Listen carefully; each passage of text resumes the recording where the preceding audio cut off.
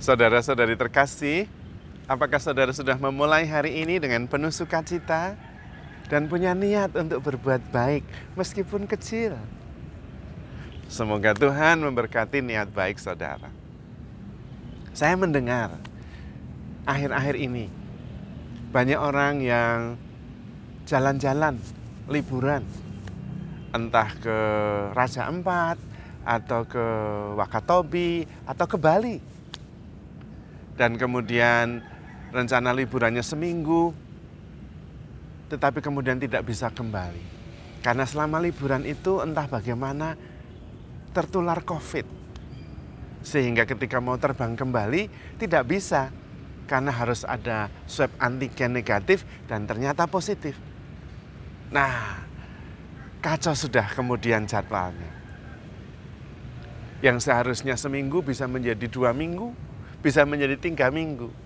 Dan tentu itu, waduh, menyusahkan sekali. Karena kemudian harus isoman atau harus dirawat, tetapi tidak di rumah sendiri, di tempat lain yang bukan tempatnya. Tentu tidak nyaman, galau. Karena saya bisa mengerti, saya bisa merasakannya. Karena saya mengalaminya sendiri. Pada waktu saya mendapat tugas ke Sri Lanka, saya bertugas hanya 2 minggu. Tetapi kebetulan tugas saya itu bertepatan dengan awal merebaknya COVID. Jadi pada waktu saya terbang ke Sri Lanka, lancar, aman. Tetapi 2 minggu di sana, saya tidak bisa kembali. Semuanya berhenti. Penerbangan berhenti, tidak ada penerbangan kembali ke Indonesia, dan situasi kacau balau. Tidak tentu. Yang semula 2 minggu, saya kemudian tinggal di Sri Lanka 2 bulan lebih. Dan saya mengerti betapa tidak nyamannya itu. Berada di negeri asing, tempat asing, bukan tempat sendiri, dalam situasi bahaya. Memang saya tidak kena COVID pada waktu itu, tetapi dalam situasi tidak menentu. Dan di sini persoalannya. Ketika kita tidak bisa berbuat apa-apa,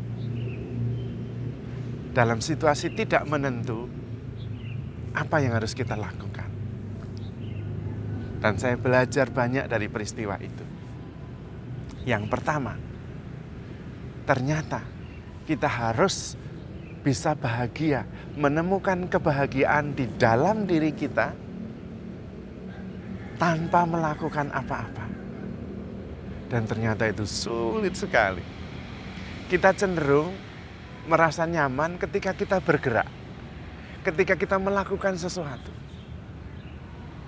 Dan dalam situasi tertentu, situasi ketika kena COVID di tempat asing, atau berada di negara asing dengan situasi tidak menentu kapan bisa kembali, pada saat itu menemukan kedamaian, kenyamanan, kebahagiaan karena melakukan sesuatu menjadi tidak berguna, tidak bekerja dengan baik.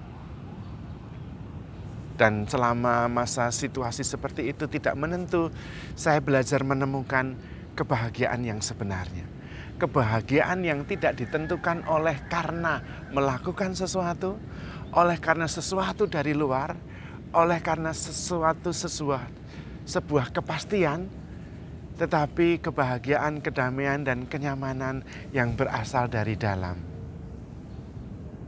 Saya nyaman dengan diri sendiri. Saya mengenali diri saya yang sebenarnya, yang tidak harus melakukan sesuatu, tidak harus menuju ke tempat tertentu, menemukan kedamaian yang berasal dari kenyataan, menerima diri apa adanya, cukup bahagia dengan diri sendiri. Dan saya menemukan itu, dan itu sangat saya syukuri. Ternyata hidup kita itu bahagia kalau kita bisa bahagia, nyaman dengan diri sendiri. Dan biasanya kita belum menemukan itu. Secara kondisi normal, inginnya kita bergerak terus. Selalu ada next step. Setelah ini apa? Setelah ini mau kemana? Terus bergerak. Sehingga kita tidak pernah menemukan sumber sukacita yang berasal dari diri kita sendiri. Senangnya, bahagianya dari luar. Karena melakukan sesuatu. Karena mendapat sesuatu. Karena ada harapan. Setelah ini ada sesuatu yang saya kerjakan. Setelah ini ada sesuatu yang saya jumpai. Dan kemudian saya antusias karena sesuatu yang akan datang itu. Padahal seringkali ketika sudah mengalaminya berpikir lagi setelahnya apa. Sehingga kita tidak sungguh-sungguh bisa hadir sekarang di sini di dalam diri. Dan ketika mengalami situasi yang tidak menentu, kita seperti lumpuh dan frustrasi. Karena itu banyak orang yang tidak bisa bahagia karena mendasarkan kebahagiaannya dari luar. Padahal menurut Tuhan Yesus, Tuhan mengatakan kamulah cahaya dunia. Kita yang harus memancarkan cahaya itu dari dalam. Bukan menggantungkan kebahagiaan pada pasangan, pada suasana, pada situasi. Pasangan bisa berubah, situasi bisa berubah, status bisa berubah.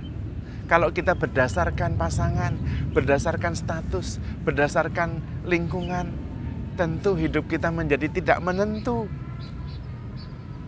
Tetapi kalau berdasarkan kuasa Tuhan, roh Tuhan yang ada di dalam diri kita merasa nyaman, menerima diri yang selalu dicintai Tuhan dan selalu bersama Tuhan, bahkan tidak harus melakukan apa-apa, mengatakan apa-apa, dan merasa nyaman, bisa menerima diri sendiri, maka kita juga bisa merasa nyaman dengan orang lain.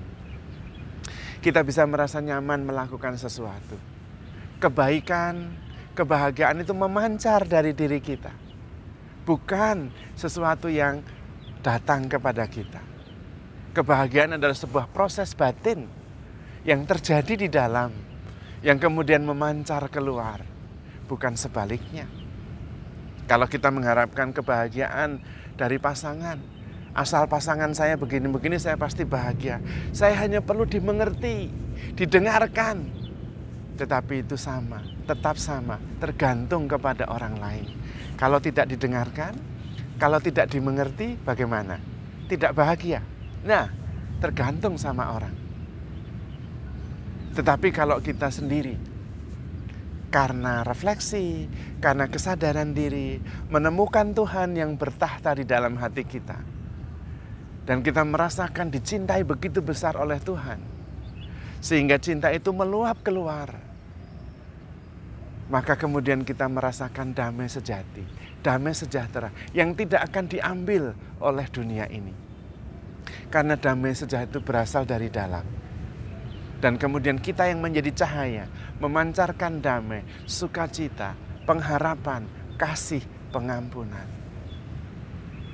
Kitalah yang menjadi garam, yang memancarkan, memberikan rasa asin, rasa sedap, sehingga bukan sesuatu yang dari luar yang membuat kita bahagia, nyaman, dan damai, tetapi sesuatu yang dari dalam, perjumpaan dan persatuan dengan Tuhan yang sudah selalu ada di dalam diri kita, selalu mencintai kita, ada di sana terus-menerus, tidak pernah pergi. Disitulah kemudian kita menemukan sumber kebahagiaan kita, rasa nyaman dan damai kita, sehingga kita bisa meluap, mengasihi, memancarkan damai sejahtera, sukacita, bahkan ikhlas memberikan diri, ikhlas berkorban. Karena kebahagiaan sudah ada, tinggal kita berikan, kita pancarkan. Maka doa Santo Fransiskus Assisi begitu indah menggambarkan hari ini. Jadikanlah aku pembawa damai ketika terjadi perselisihan. Jadikanlah aku pembawa pengampunan ketika terjadi kebencian. Jadikanlah aku pembawa cinta kasih. Kitalah sumbernya, kitalah yang memancarkan, kitalah yang membawa cahaya, kitalah yang menjadi garam dunia. Dan kita bisa. Karena memang kita mempunyai sumber dari Tuhan sendiri yang ada di dalam diri kita. Kita menjadi garam yang asin karena sumbernya Tuhan sendiri ada di dalam diri kita. Kita bisa membawa cahaya karena di dalam diri kita ada Tuhan yang adalah terang dunia. Dan kita bersatu menjadi instrumen yang memancarkan cahaya itu. Karena kita sendiri sudah mengalami dikasihi begitu besar. Sehingga kita bisa memancarkan kasih itu. Maka kalau kita bisa menemukan sukacita di dalam diri kita sendiri karena menemukan Tuhan yang ada di sana, kita bisa bahagia dimanapun, dalam keadaan apapun juga. Baik melakukan sesuatu maupun tidak melakukan sesuatu. Karena sukacita itu ada di dalam diri kita, memancar dari kita. Bukan sesuatu yang datang kepada kita. Kita tidak tergantung kepada orang lain, kepada situasi, kepada keadaan, kepada lingkungan. Tetapi kita menemukan sumber sukacita kita dari dalam, dari Tuhan sendiri yang selalu ada di dalam diri kita, terus menemani kita dan sangat mencintai kita. Maka handle yourself with care because you are loved. Tuhan memberkati.